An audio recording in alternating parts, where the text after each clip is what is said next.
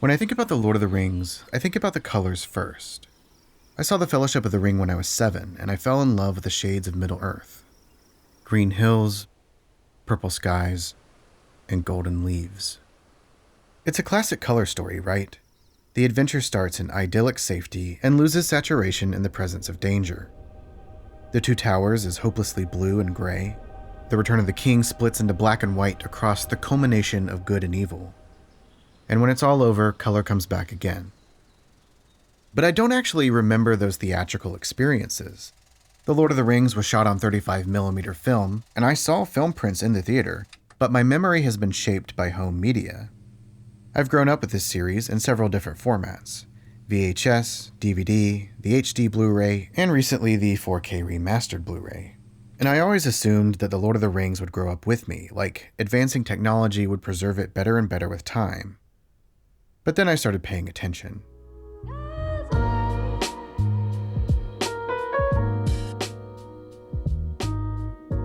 In 2010, the theatrical editions were released on Blu-ray. After years of watching The Lord of the Rings on DVD, high definition blew me away. There are so many gorgeous details in the costumes and the sets. In 2011, the extended editions were released on Blu-ray, and superfans rejoiced. But there was one big problem. The HD extended edition of The Fellowship of the Ring has an ugly green tint for the entire runtime. Anything that's white is green.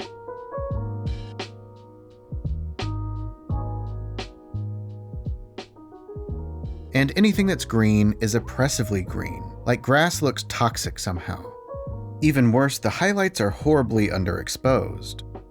Imagine exposure as a scale from 0 to 100, 0 being the darkest and 100 being the brightest. The extended edition caps at like 80 for light, fire, the sun, the moon, so the whole picture is dim and grungy. The filter even affects the hard-coded subtitles.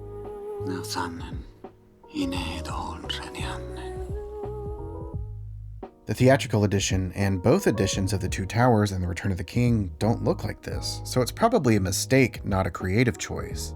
It takes 5 seconds to white balance the footage and it already looks better. Not as good as the theatrical edition, but better.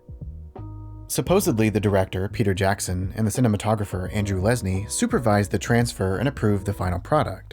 But I don't know where the mistake happened in the assembly line, so they might not have known about it until it was too late. And this compromise is so frustrating because most fans prefer the extended editions. I haven't watched the theatrical editions in over a decade. What do you think I am, a poser? So pop culture has largely celebrated and preserved a defective product.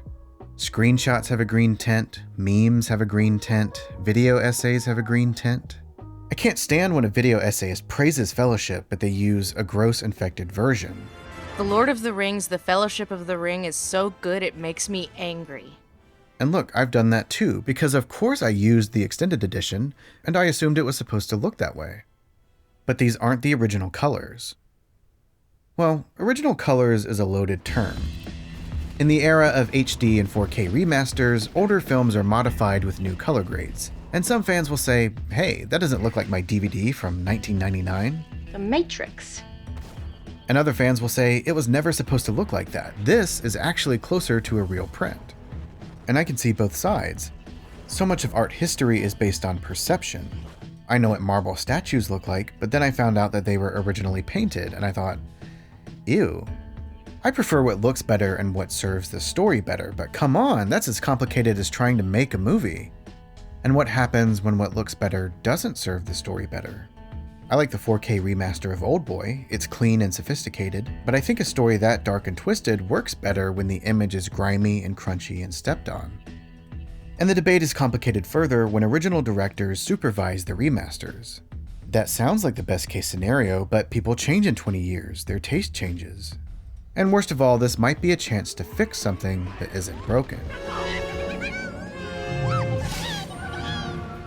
George Lucas added story changes and digital effects to the first Star Wars trilogy over many generations of home media. The original masters have never officially been published in HD, which has prompted fans to reverse engineer their own versions and create a Star Wars without any enhancements.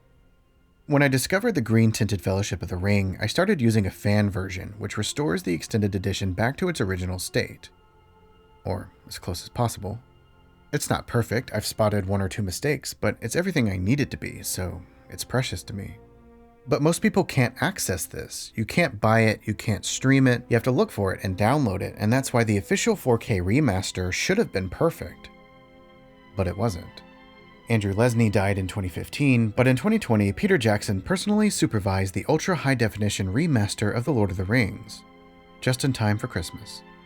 The Blu-ray has HDR, or high dynamic range, which means it has more colors than most monitors can interpret, so I have to convert it into a standard format. It's not going to look exactly like the Blu-ray, but it's close enough to make my point.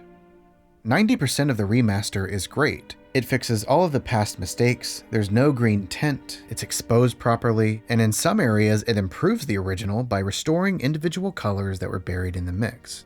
So I recommend it for everything it does right. But the 10% that's wrong annoys me so much. Before the remaster came out, Bill Hunt at the Digital Bits pushed a rumor that Peter Jackson and his team rescanned the original film negatives in 4K. He writes, "For this new Ultra HD remaster, Park Road Post, a New Zealand post facility owned by Wingnut Films, went back and scanned the original camera negative in 4K, then scanned the VFX film out elements for VFX shots that were finished on film in 4K. And upsampled the VFX shots that were finished digitally in 2K resolution to create a brand new 4K digital intermediate at the proper 2.39:1 aspect ratio." What Weta has done is they've gone to all the original camera negative of the live action stuff, and they've gone to all of that original film out, that film printed VFX shots. And they've scanned it all in native 4K. Native 4K. In native 4K, scanned it fully in native 4K. So you're going to see every bit of the resolution that is in that negative and that was in that rendered film out element. I'm not an expert, but as far as I know, that's not true. Peter Jackson and Warner Brothers never said they rescanned the original negatives. That would be expensive and time-consuming, and they would have showcased that effort. And there's no extra detail between the HD and the 4K, so all of it was upscaled. However, and this is a big however, they upscaled the HD extended edition of the Fellowship of the Ring. Yeah, the one with the green tint and exposure problems. The 4K remaster corrects those problems, and of course it looks better, but you can't recover information if it's not there. If you compare the 4K remaster to the HD Theatrical Edition, it's obviously missing detail blown out by a bad copy. So there's no way they rescanned the camera negatives and got the same result. And the proof is in the credits. The extended edition DVDs have 2 credits, the real credits for all of the filmmakers, and a list of members in the Lord of the Rings fan club from the early 2000s, which runs for over 10 minutes. The fan club credits were created for the DVD, so they were rendered at a low-resolution DVD quality. When the extended editions of The Fellowship of the Ring and The Two Towers were remastered in HD, nobody wanted to retype all of those names, so they just tacked on the low-res footage. And the Return of the King credits have a fancy pencil sketch motif, so the fan club names are actually in HD. So, in the 4K remastered, ultra high definition, high dynamic range extended editions of The Fellowship of the Ring and The Two Towers, they have very obviously upscaled DVD quality text into oblivion. That's embarrassing. Throw yourself in next time and rid us of your stupidity.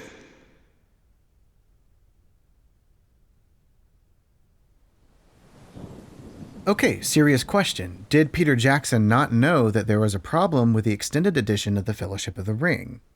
Or did he not care? Are we stuck with that mistake forever? It feels in many respects like I finally reached the end of the journey and finished the job at last. No, you haven't. The biggest controversy was the excessive amount of DNR, which means do not resuscitate. Just kidding. Actually, that applies here too, but no, it means digital noise reduction, which is when filmmakers try to reduce film grain with modern technology. It's like, really, if we're going to do a film for cinema, it should have been done on 35 millimeters, which is just the best quality. We shot this on 16 because it's a television thing. Peter Jackson upscaled archival footage for his recent documentaries, and the resolution quality is impressive. But everybody looks like a wax model. Their hair is blurry, their faces are smeary, and some of that is because he denoised the footage. I love grain. It has energy and texture, it reduces banding, and yeah, it's nostalgic, but it pairs really nicely with this ancient world. It's like electricity is in the air. Not everyone feels that way. Some people prefer a clean image. But this isn't about film versus digital or noisy versus clean. It's about turning one thing into something else. The image was formed on physical particles, so by definition, removing grain removes detail. The Lord of the Rings was shot on film. It should look like film.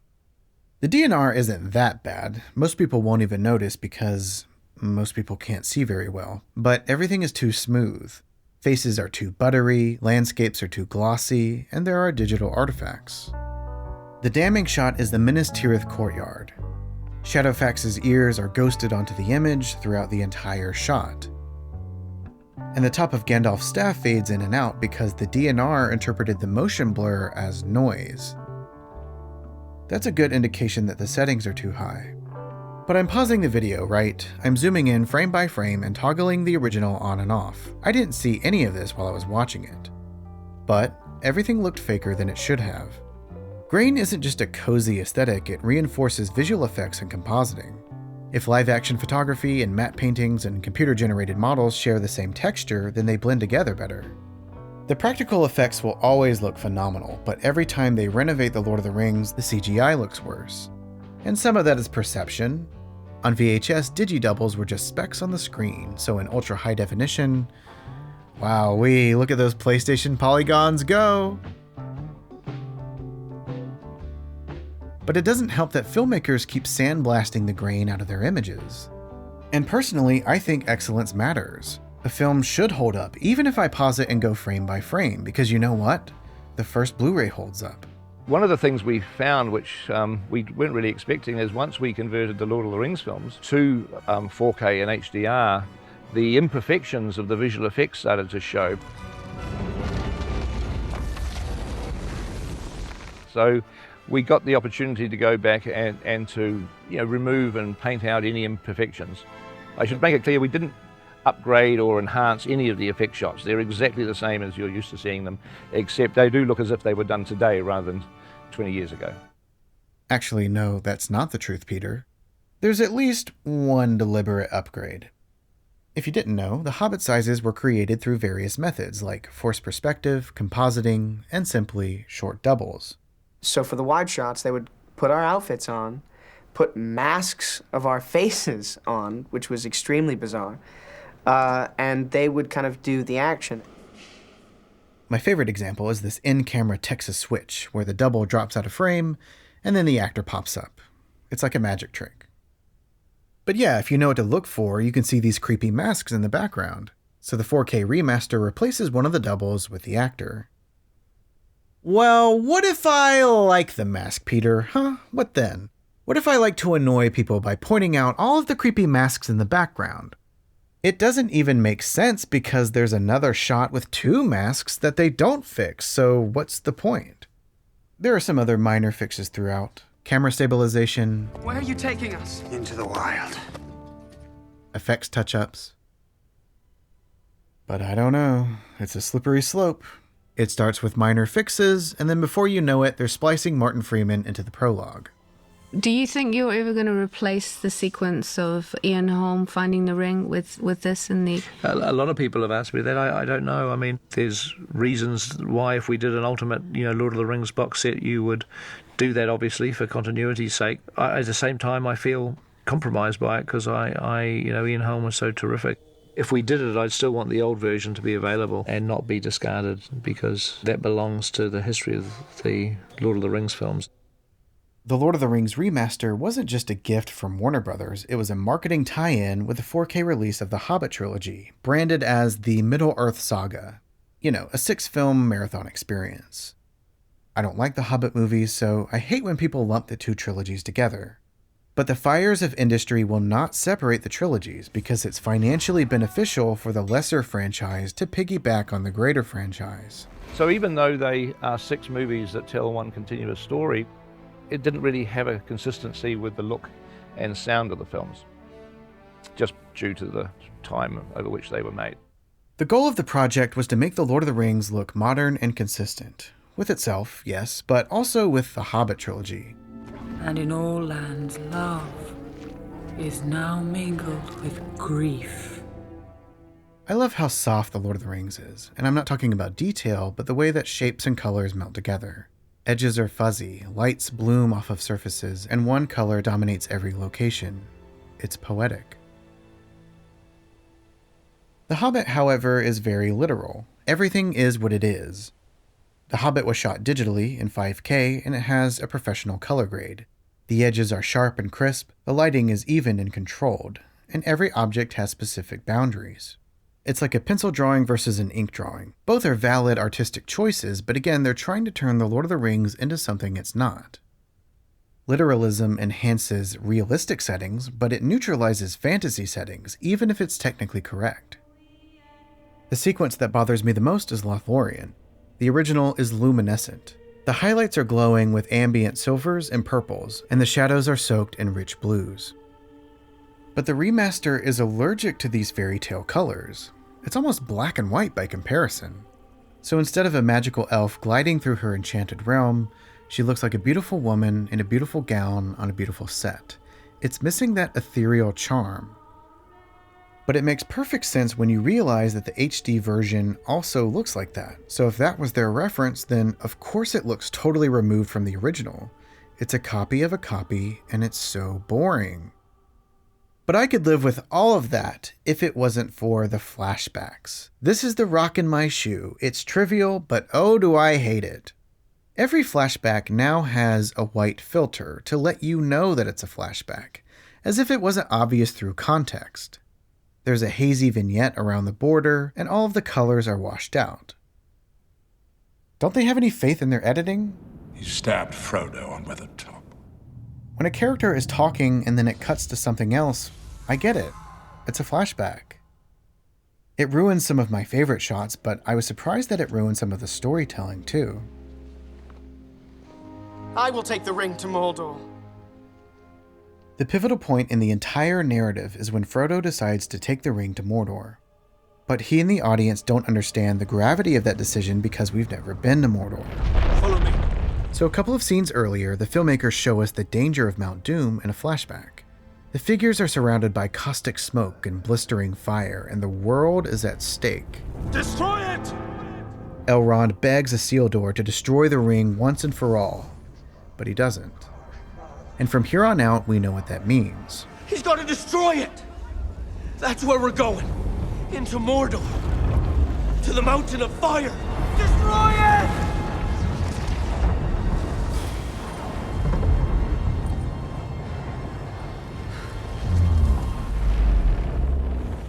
In the remaster, you can't even tell that it's hot.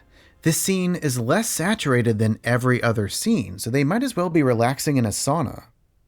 And that's what happens when filmmakers mess with their work years later. They don't understand why something is brilliant. So why would they change this?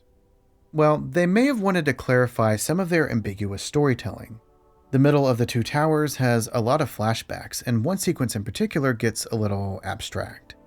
And this is the night before he leaves Rivendell with the Fellowship, isn't it? Yep, I know some people got confused about that. Did they? They didn't know whether he'd psychically travelled back there and she was psychically visiting him. There's a series of flashbacks, a fantasy, a flash forward, and a telepathic montage. So I can understand the impulse to massage this sequence, and if you change one flashback, you have to change all of the flashbacks. However, I think the real answer is more cynical than that. The flashbacks in The Hobbit have a white filter. Correction, the second and third Hobbit movies have a white filter, and the first movie was updated for the new release. So changing The Lord of the Rings makes it more consistent with the Middle-earth saga, the brand. I was disappointed when they altered The Hobbit to match The Lord of the Rings for profit, but I never expected them to alter The Lord of the Rings to match The Hobbit for profit. and this is the version that people are going to buy and stream for the foreseeable future. It's not going to get better. They're not going to regrade it in 10 years unless something else can be changed. Just get it over with and splice Martin Freeman into the prologue. Who cares? Outrage is money in a studio's pocket. I'm happy with the versions I have, but I was naive to assume that The Lord of the Rings would endure the way I experienced it, like it was too good to be corrupted. I should have paid better attention. Everything is open to corruption and decay, especially what you love most. I don't know why. It makes me sad.